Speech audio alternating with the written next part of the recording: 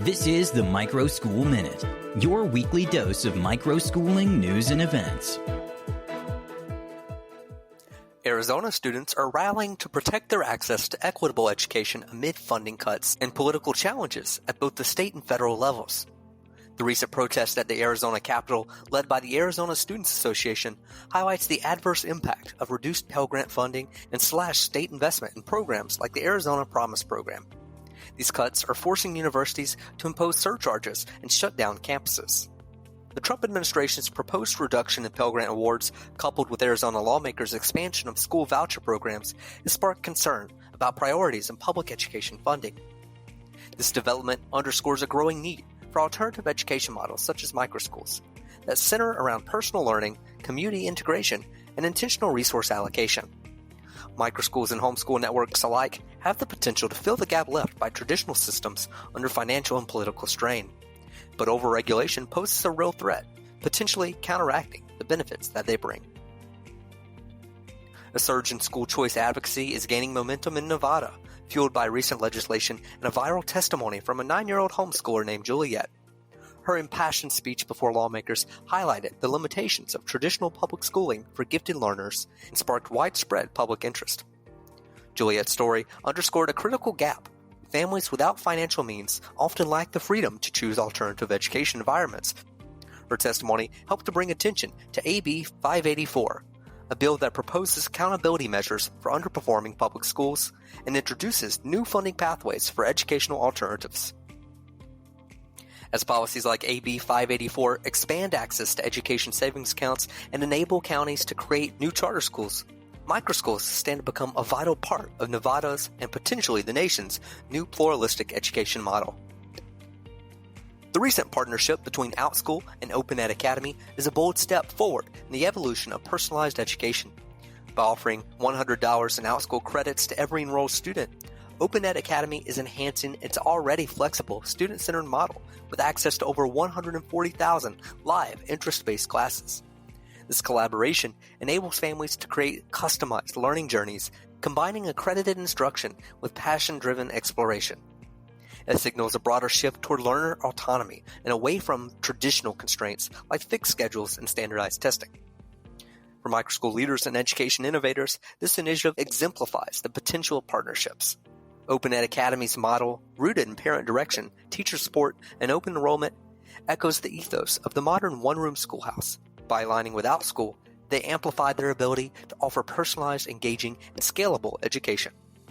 This partnership not only reflects increasing demand for alternatives, but provides a roadmap for how other schools can successfully integrate with edtech platforms to expand access and impact. Thousands of Louisiana families are at risk of losing access to the newly launched LA Gator Scholarship Program, a school choice initiative aimed at empowering low-income students with more flexible educational options. Governor Jeff Landry proposed $93.5 million to fund the program for its inaugural year, but the state Senate is attempting to reduce the budget to $50 million, jeopardizing roughly 6,000 scholarships. The program has received nearly 40,000 applicants for just 12,000 spots, underlining significant demand. Advocates argue that such cuts undermine educational freedom and limit pathways for families seeking alternatives to the traditional public school system. While fierce opposition in the Senate cautions against financial mismanagement, a bloated state budget, and public school systems desperate to maintain current funding levels. Senators are now recommending expansive regulation and standardization of homeschooling, co-ops, and microschools, threatening the very things that have drawn so many to alternative learning.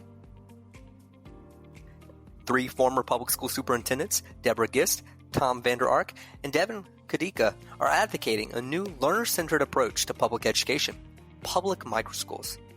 Drawing inspiration from the rapid growth of hybrid and microschools post-COVID, they argue that it's time for public systems to embrace this model.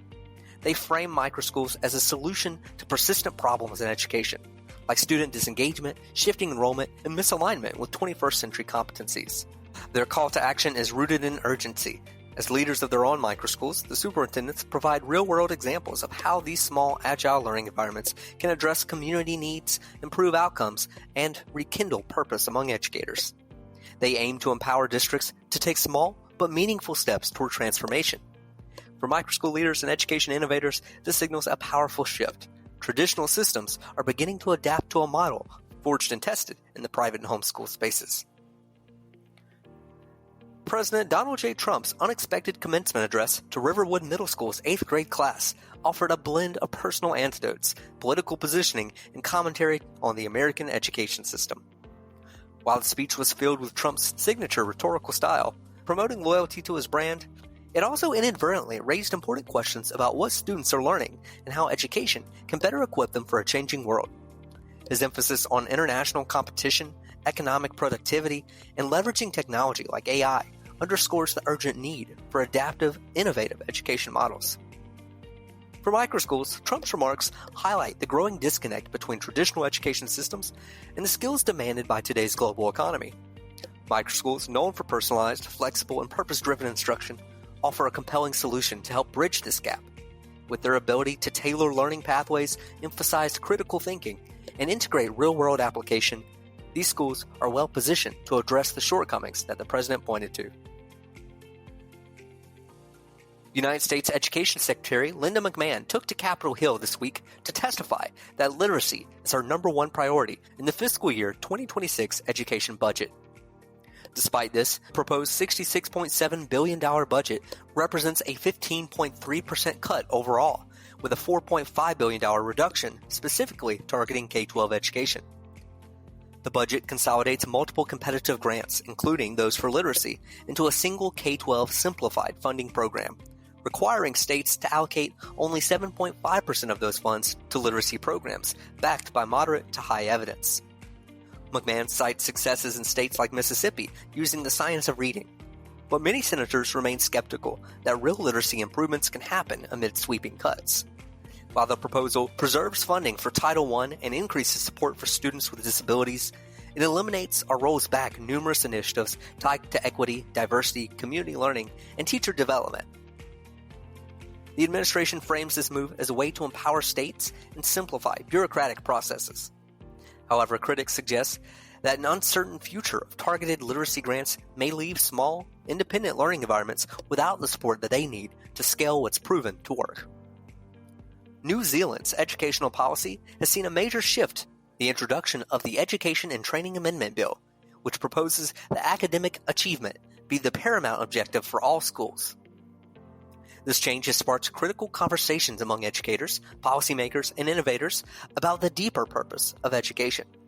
Is academic performance the only metric that matters, or is it time to redefine success in more holistic, learner-centered terms that promote human flourishing? For microschools, the answer is clear: that balance is best. By fostering agency, well-being, and purposeful learning, microschools serve as living models of what education can become when it centers the whole child. In this week's Microschool Showcase, we look to the launch of Williamsburg School for the Arts and Innovation. This microschool represents a dynamic shift toward personalized, project-based education. Created by Krista John, a former Montessori educator and homeschooling parent, this secular private school offers a hybrid structure for grades 3 to 8 and plans to expand to high school. With small class sizes and emphasis on interdisciplinary projects in areas like STEM and theater, the school offers a fresh alternative to standardized instruction models. For education innovators, this initiative exemplifies how community-driven efforts can reimagine learning environments to better serve community needs. The school's integration of professionals as educators, mentorship programs, and real-world learning opportunities aligns with the future of microschooling, personalized, student-led, and focused on preparing learners not just for college or careers, but for lifelong creative and critical engagement. Well done, Williamsburg. If you know of a microschool or organization that deserves a shout-out, drop a line and let us know. This episode concludes Season 2 of the Microschool Minute. We'll see you back for Season 3 in August with a slate of updates and surprises in store. Until then, feel free to keep up with the latest by following our blog at microschoolmanifesto.com and check out the exciting series of interviews on our sister show, the Microschool Podcast. Thank you for tuning in to the Microschool Minute, your weekly review of microschooling news and events. Don't forget to like and subscribe, and if you benefited from this show, consider leaving a review. Until next time, happy microschooling.